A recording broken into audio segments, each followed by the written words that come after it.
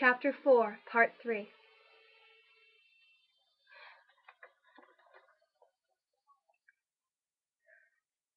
Most of us reckon he's still out there somewhere, but lost his powers. Too weak to carry on. 'Cause something about you finished him, Harry.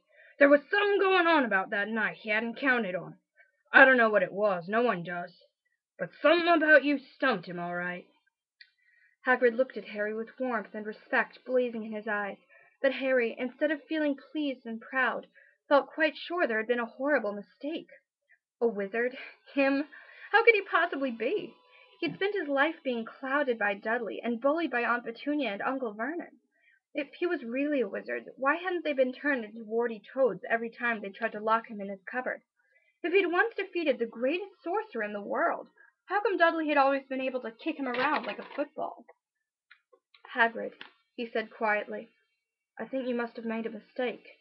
I don't think I can be a wizard. To his surprise, Hagrid chuckled. Not a wizard, eh? Never made things happen where you were scared or angry? Harry looked into the fire. Now that he came to think about it, every odd thing that had ever made his aunt and uncle furious with him had happened when he, Harry, had been upset or angry. Chased by Dudley's gang, he had somehow found himself out of their reach. Dreading going back to school with that ridiculous haircut, he'd managed to make it grow back. And the very last time Dudley had hit him, hadn't he got his revenge without even realizing what he was doing? Hadn't he set a boa constrictor on him? Harry looked back at Hagrid, smiling, and saw that Hagrid was positively beaming at him. See, said Hagrid, Harry Potter, not a wizard. You wait, you'll be right famous at Hogwarts. But Uncle Vernon wasn't going to give in without a fight. Haven't I told you he's not going? He hissed. He's going to Stonewall High, and he'll be grateful for it. I've read those letters, and he needs all sorts of rubbish. Spellbooks and wands, and if he wants to go, a great muggle like you won't stop him, growled Hagrid. Stop Lily and James Potter's son going to Hogwarts? You're mad. His name's been down ever since he was born. He's off to the finest school of witchcraft and wizardry in the world. 7 years there and he won't know himself. He'll be with youngsters of his own sort for a change, and he'll understand and be under the greatest headmaster Hogwarts had ever had, Albus Dumbledore. I am not paying for some crackpot old fool to teach him magic tricks, yelled Uncle Vernon. But he had finally gone too far. Hagrid seized his umbrella and whirled it over his head.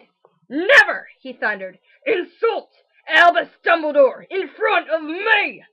He brought the umbrella swishing down through the air to point at Dudley. There was a flash of violet light, a sound like a firecracker, a sharp squeal, and the next second Dudley was dancing on the spot with his hands clasped over his fat bottom, howling in pain. When he turned his back on them, Harry saw a curly pig's tail poking through a hole in his trousers. Uncle Vernon roared. Pulling Aunt Petunia and Dudley into the other room, he cast one look terrified at Hagrid and slammed the door behind them. Hagrid looked down at his umbrella and stroked his beard. Shouldn't have lost me temper, he said ruefully. But it didn't work anyway. Meant to turn him into a pig, but I suppose he was so much like a pig anyway there wasn't much left to do. He cast a sideways look at Harry under his bushy eyebrows. Be grateful if you don't mention that to anyone at Hogwarts, he said. I'm, not supposed to do magic, strictly speaking.